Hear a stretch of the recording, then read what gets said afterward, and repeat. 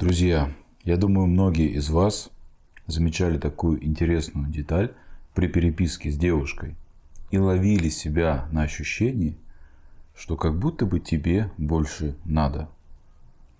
Она же отвечает односложно, сухо, где-то даже равнодушно.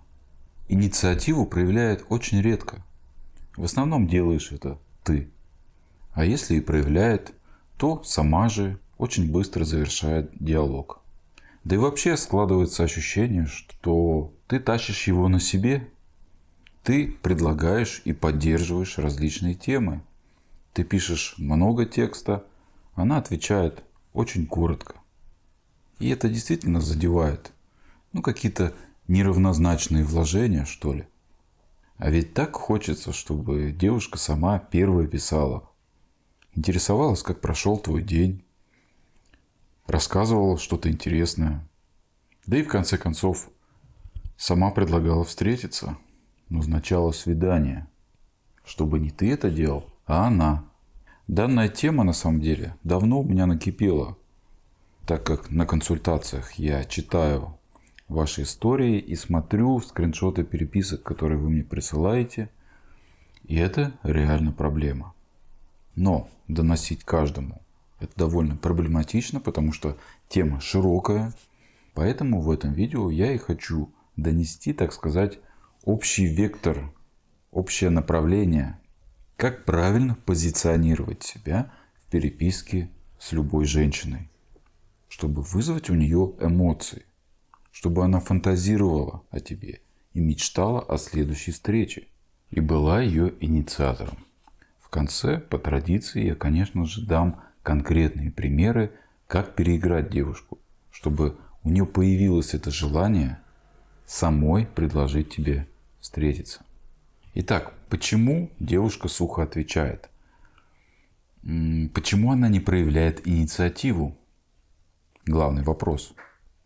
Ответ – потому что ты сам не даешь ей этого сделать. Не даешь. И действительно, зачем ей проявлять инициативу, если ты сам это делаешь? Зачем ей вкладываться в общение, если ты сам это делаешь?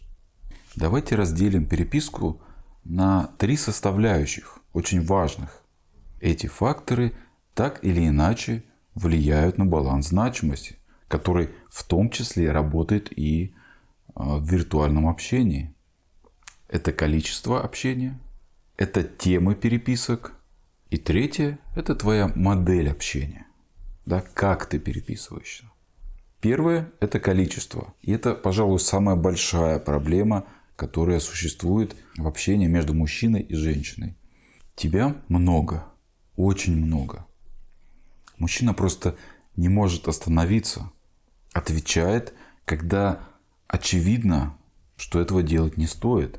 Завершить диалог первым – это что-то невообразимое, вследствие чего, что мы видим? Мы видим, что женщина завершает диалог сама. А как мы знаем, это крайне негативно сказывается на длинной дистанции, на баланс значимости. Все-таки это должен делать мужчина. В итоге что происходит? С каждым твоим вот этим длинным полотном текста ее ответы становятся короче, реже.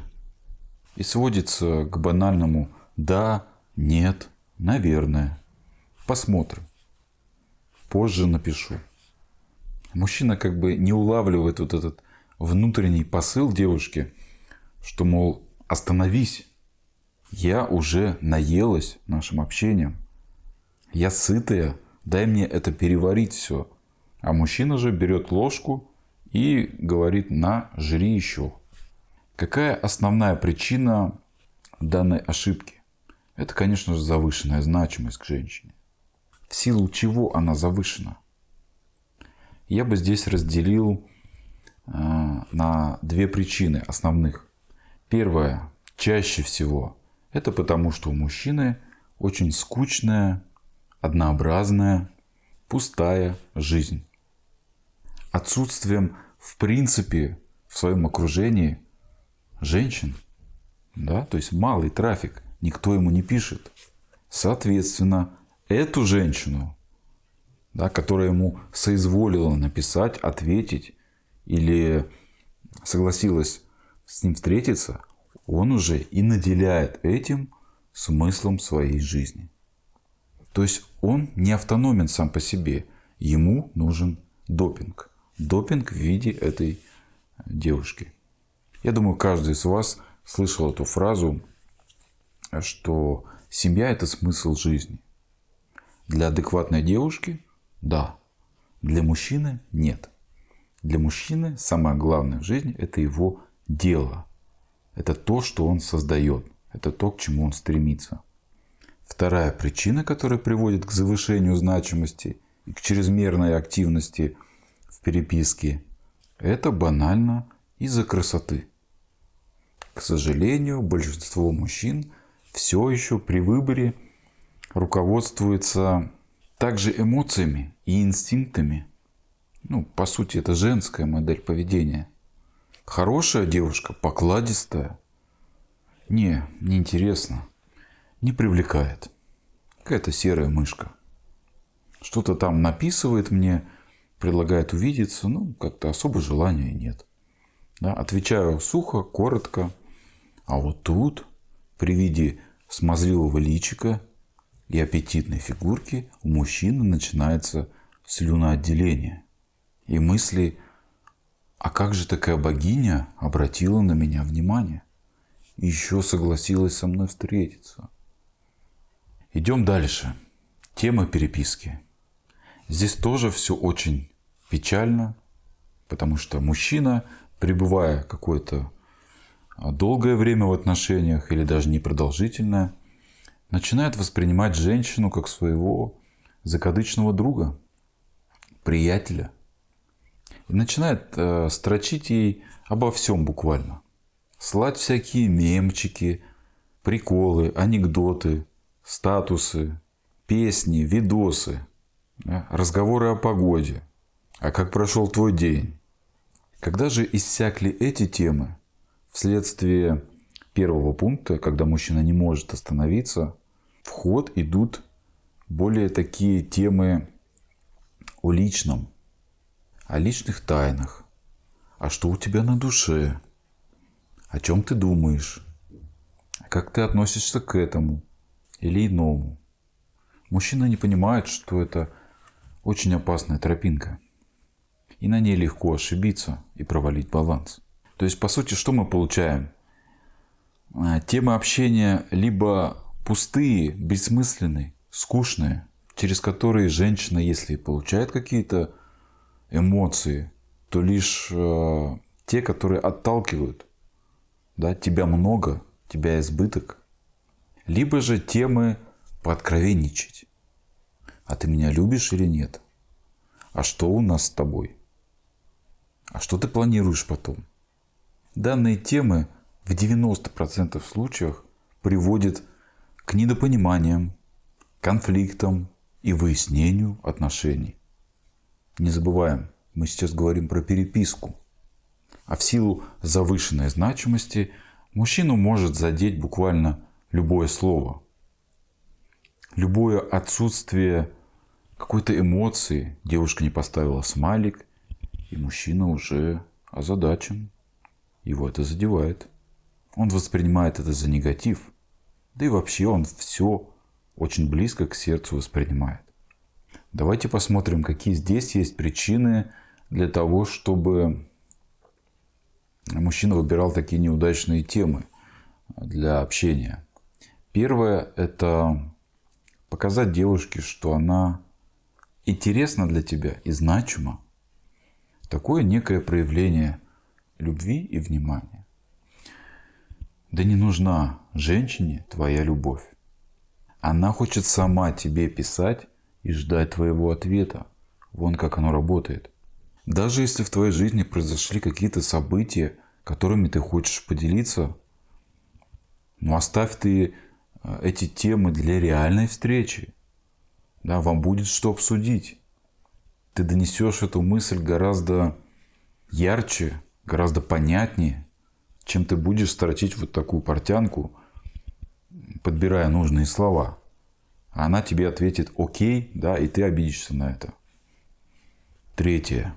Это модель твоего общения в переписке с девушкой. Она женская, прямо скажем. Что это за куча смайликов, поцелуйчиков, вот эти все уменьшительно-ласкательные слова «зайка», «киска», «лапуля» в попытках передать все свое дружелюбие и расположение. Мужчина буквально после каждого предложения ставит кучу смайликов.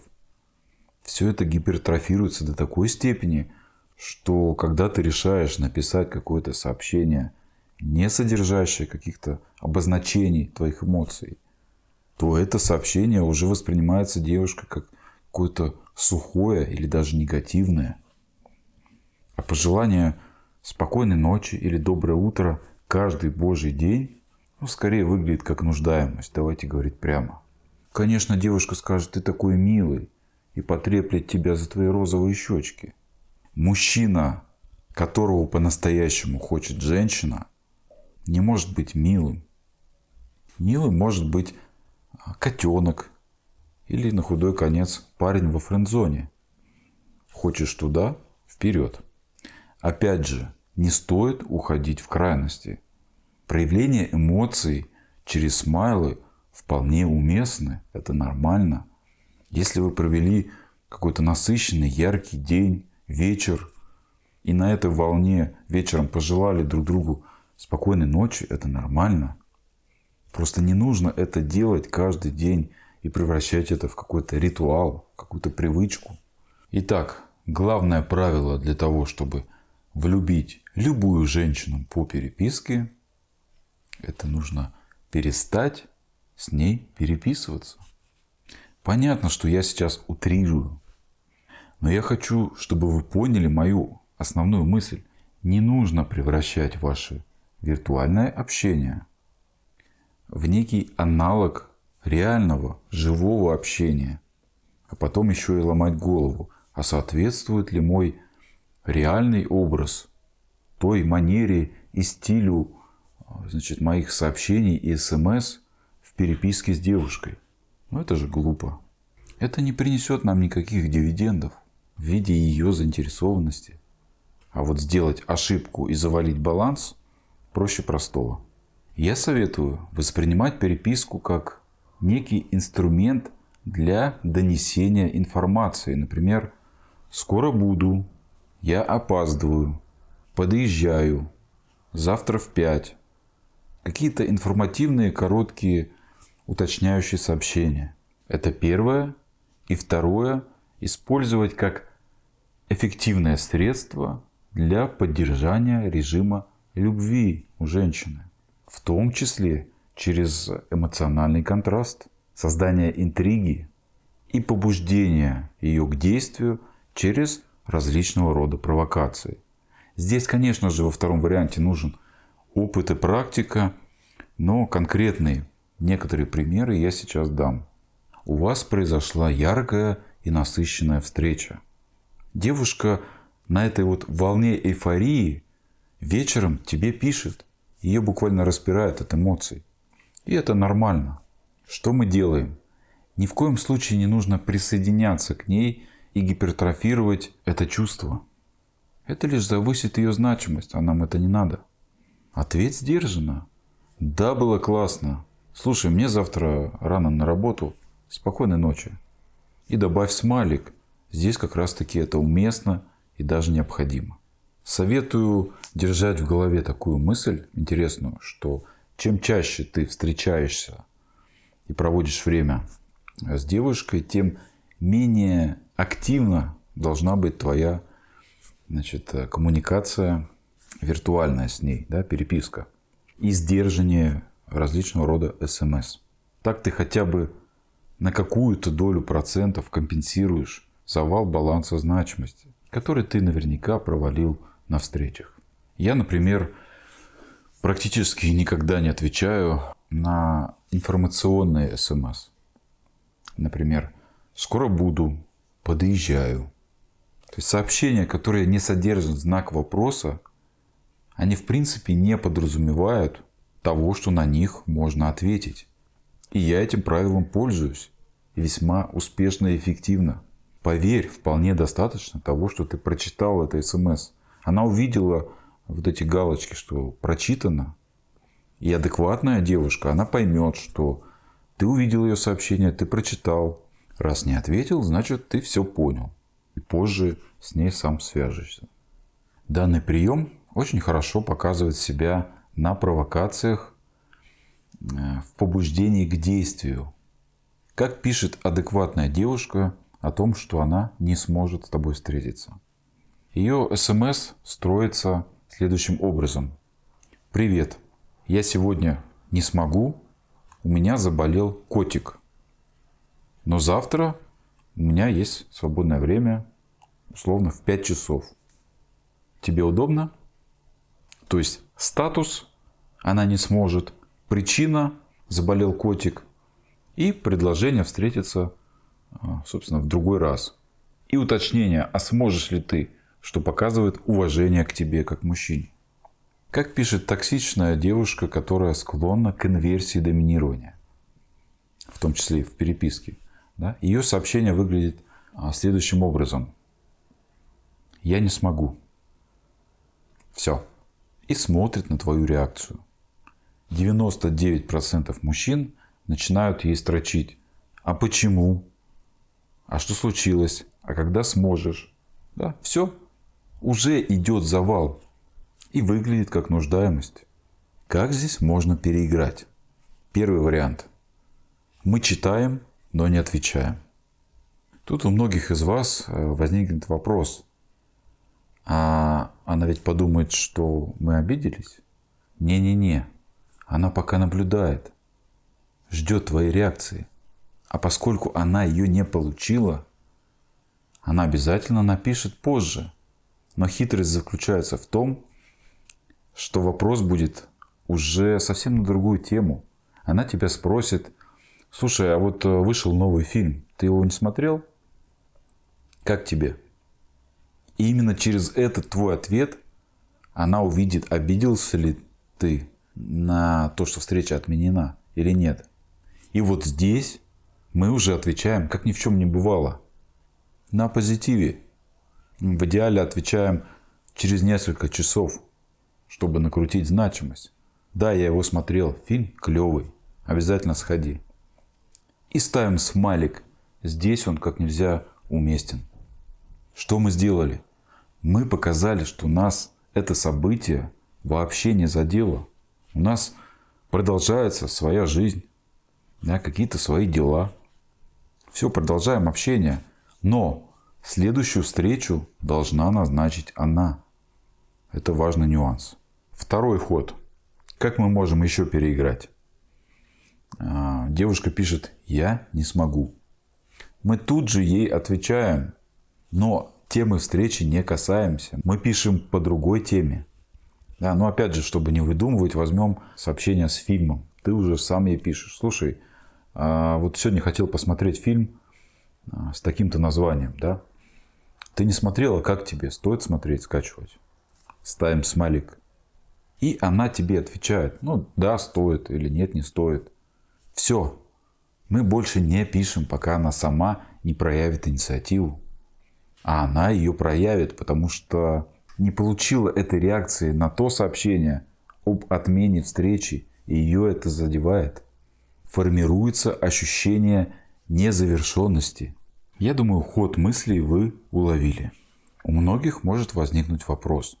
А вот если мы начнем как-то нетипично себя вести в переписке, сухо отвечать или с задержкой, или наши сообщения станут короче, или мы перестанем использовать всякие смайлы, да?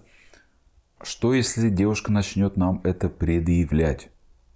Если она позволяет себе это делать, надо понимать, то есть это такой яркий маркер, что ты в слабой позиции.